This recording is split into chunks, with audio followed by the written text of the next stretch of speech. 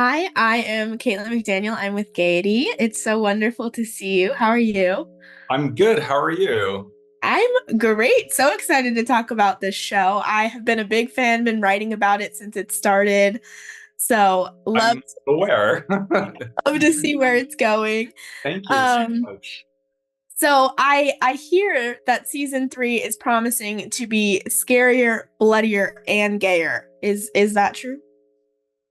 Yes, true on all counts. Yeah. Have you seen the last four episodes yet?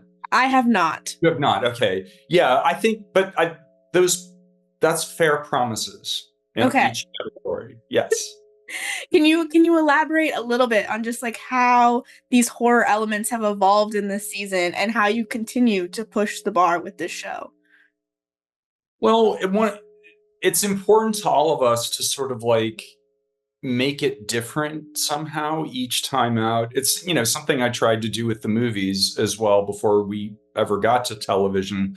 So I guess I had a certain amount of practice at it. But it maybe says as much about my attention span or lack thereof that I need a different vibe, an injection of a different vibe for every movie or season of the show. But I think it is one of the things that keeps people interested in it. I think that, that it to keep reinventing it. And fortunately, Chucky has proven himself to be a very versatile character. He works in all kinds of shades of the horror genre and subgenres. He works as straightforward horror, also works great in horror comedy, and different, even different kinds of comedy, even. So yeah, so it's with this season specifically, the introduction of more supernatural elements and a more elaborate supernatural mythology really appealed to me. It's something I've been wanting to do for a long time, and we put a little of this in the first half of the season. At some point there's a conversation about, well, what's the difference between, is Chucky a ghost? I mean, what is a ghost or what is a spirit? um and it just occurred to me that Chucky, he is a ghost in a way. He's a ghost that's animating something. So why not have him encounter other ghosts? And I'd long been intrigued by the actual lore surrounding the White House that, for decades people have talked about it being haunted and seeing various ghosts there. And so I just thought that Chucky in a haunted White House just seemed kind of mouthwatering to me. And hopefully other people are liking it as well. I mean, absolutely. It was definitely a twist that I think many didn't see coming. We're always wondering where he's going to go next, but to go, to the White House is definitely something we're all excited to see. And I love that you kind of talked about Chucky's being so versatile. And I wanted to ask you, because obviously there's a lot of queer representation in the series, and even Chucky himself has that heart to heart where he talks about his queer kid. So I wanted to know, when did you know he was an ally?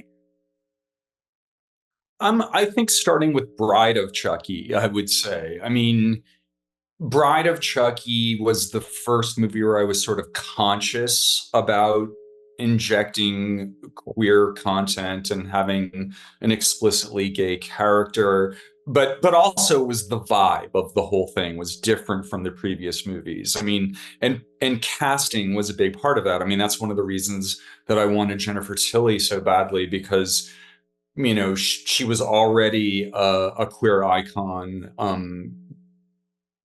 especially because of Bound.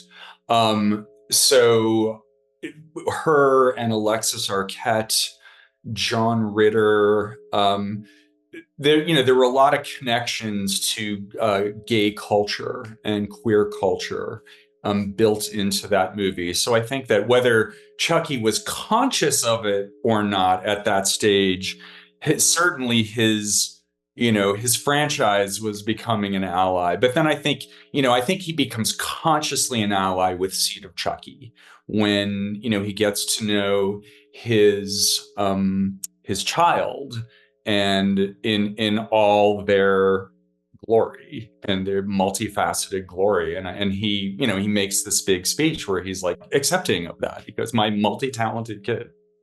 Absolutely. And it's just so funny to see him talk about it where, he makes jokes that he's not a monster while, while he's killing people. Right, but he has standards. It's not, it's like he is a monster, but he's not a homophobe. That's ridiculous. I mean, Right. that's like twisted beyond any measure. Right. Which is the themes that we should always be seeing in horror, is like that's just too much. And I wanted to ask, I know that you have been talking about that there's a new movie coming up that might be in the works for Chucky. And I loved that this series really just brings like this like coming of age queerness, but then also infuses the horror. So is that something that we might be seeing in projects going forward? Yeah, well, we're continuing to focus, throughout the series on this young gay teen couple, Jake and Devon, and in season 3, now that they're 17 and 18 years old, they're ready to take their romance to the next level. So, it's been a central part of the show, those characters throughout, and it's a vibe that I want to retain in a relationship. I think is still worth exploring. And I think the actors are so great. I really Zach and Bjorgvin are wonderful. All the kids are. Yeah. And is there anything that you can tease about their relationship? I know fans love seeing them together and so eager for more stuff. Well, like I said, I mean, I feel like I already did they're 18 years old. Mhm. They're 18-year-old gay boys. They've been together for a few years now. What's Um, going to come it's next? yeah, I think that's the tease. And is there anything else you want to tease about the new series or tell audiences about what's coming next?